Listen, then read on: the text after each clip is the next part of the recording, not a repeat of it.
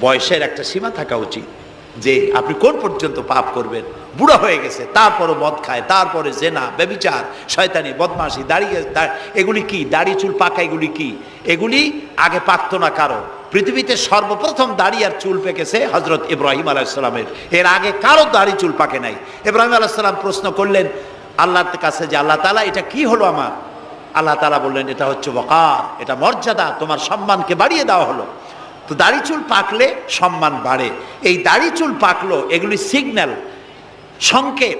দাড়ি পাকছে, সংকেত দেওয়া হলো তুমি কিন্তু বয়সের প্রান্তে এসেছো। চোখে কম দেখো, আর একটা সিগন্যাল, মৌতের আর একটা সিগন্যাল। খাইয়া হজম করতে পারো না, আর একটা সিগন্যাল। তুমি ঘুমাইতে পারো না, রাতের বেলা ঘুম আসে না, আর একটা সিগন্যাল। দাঁড়াতে পারো না, কোমর ব্যথা করে, আর একটা সিগন্যাল। একটার পর একটা সিগন্যাল আসতেছে, 1 নম্বর, 2 নম্বর, ডেঞ্জার সিগন্যাল নাম্বার 10। তারপরে হুশ হয় না মানুষের। নাউযুবিল্লাহি মিন যালিক।